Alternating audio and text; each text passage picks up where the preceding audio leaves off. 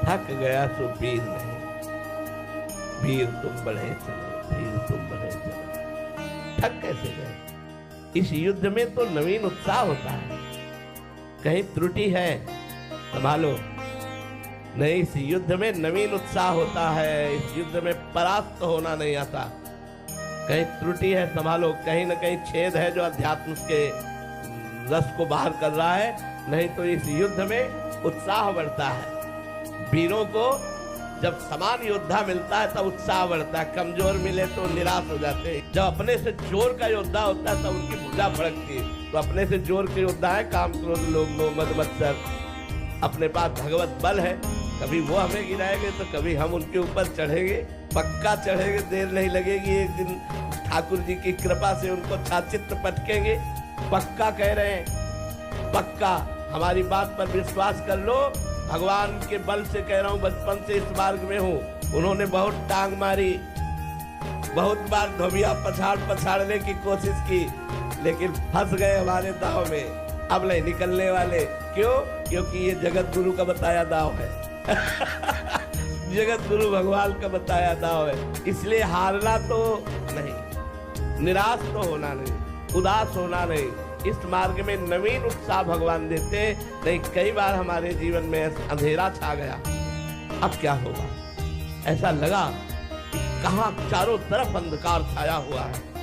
पर फिर एक प्रकाश प्रकट हुआ और उसने रास्ता बताया। बचपन से लेकर भगवान का बताया हुआ ही मार्ग हम चल रहे हैं। वही जगत गुरु हमारे को चला रहे हैं। तो भैया, निराश होने का मतलब है कोई त्रुटि हो जाना। महाराज जी, अभी क्या है, संसार में रहते हैं महाराज जी, परिवार में, तो आपका सत्संग सुनने से रुचि खत्म हो रहा है उस भोगों में। बट बैलेंस बना के चलना पड़ रहा है कि क्योंकि सबको देखना है, सबके मनोकामनाएं पूरी कितना बढ़िया है। हमारी रुचि नहीं है लेकिन हम वो क्रिया कर रहे हैं। कोई भी क्रिया कितना बढ़िया है।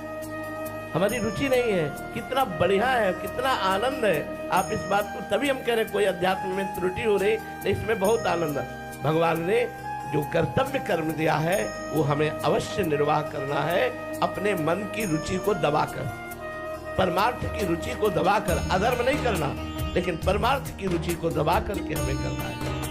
हमें परमार्थ की रुचि को अंदर ही अंदर दबाना है। गृहस्थ है तो गृहस्थ धर्म का पालन, विरक्त है तो विरक्त धर्म का पालन करना है। जब तक जीवन है तब तक कर्तव्य है, और जब जीवन समाप्त हो गया तो भगवान अपने हाथ में डोर लेकर खुद संभालेंगे। तो हमें ऐसे परिवार में चलना है कि हमारा जो कर्तव्य है, हम अपने कर्तव्य का पालन अपनी आध्यात्मिक रुचि को दबाकर। ये बहुत बड़ी बात है। आप प्रेरणा स्रोत हैं हमारे सब ग्रस्त जो साधक हैं आपके, जो विरक्त साधक है, कि अपनी रुचि को दबा के संसार को देखते हुए, बैलेंस करते हुए भजन कर। बिल्कुल बिल्कुल। रुचि के अनुसार तो आप, भगवान साक्षी है। हमारी जो आंतरिक रुचि है उसे तो भगवान जानते हैं, दूसरा कौन जानता है। पर जो हमारे इष्ट की इच्छा है, प्रभु की इच्छा है, वो अवश्य होती है। ऐसे ही आपको करना है।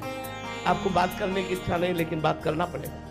व्यवहार में ये नहीं दिखाना है कि मैं बड़ा अध्यात्मवान हूँ। व्यवहार में दिखाना है मैं आप जैसा ही साधारण आदमी हूँ। अंदर से असाधारण वृत्ति, एकांत हुआ कि पुनः भजन में डूब गए। व्यवहार में गए तो ऐसे सरल और साधारण बन के गए कि कोई खास बात नहीं, हमारे जैसे ही व्यक्ति है, ऐसा लगना चाहिए। तभी रामई भजे ते चतुर नर, वो चतुर शिरोमणि अपने को बचा के निकाल ले जाएगा।